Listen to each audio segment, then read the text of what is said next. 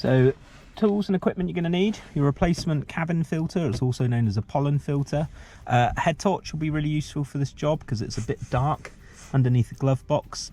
And then you need a number 7 socket, and then an extender bar if you've got one, and then either a ratchet, wrench, or indeed if you've got one of these, you could pop your socket on the end, but I don't have the correct fitting for this particular socket, so I'm using that instead. Having opened the glove box, there's now 4 bolts to undo. You've got 1, 2, 3 and 4 tucked down here. I'm going to use that 7mm socket now to undo these.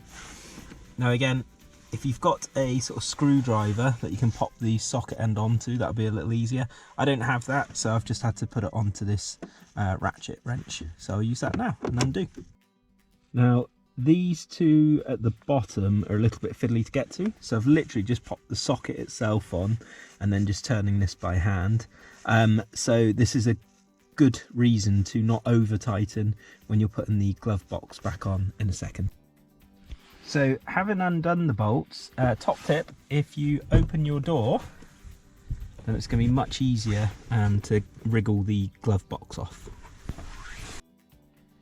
With the glove box removed then, I just need to disconnect this cable here, which is what illuminates this glove box light just here. So it's literally just a case of pulling it off. So the pollen filter or cabin filter itself is located behind this black panel here, and there's just a tab on this side and a tab on this side here, so you can just use your fingers to prise this off now. So having got my finger in there to prise off one side and then the other tab, this then shows where the pollen filter is sighted. So I'm just going to take this out now, and then I can replace it with a new one.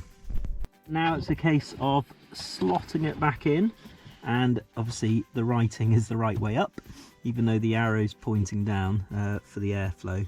It is this orientation, so I'm just going to pop it back into the housing. And then everything in reverse order. So I'll put the cover back on, make sure the tabs are done up. I will reattach the glove box light cable back onto the receiving end. I will then pop the glove box back in place, put back in the 4 bolts, and we're good to go. So thank you for joining me from a rather wet and rainy Wiltshire. I hope that was useful, and as always, thank you for watching, and please like, comment, share and subscribe to help other beaters out there too. Thanks very much.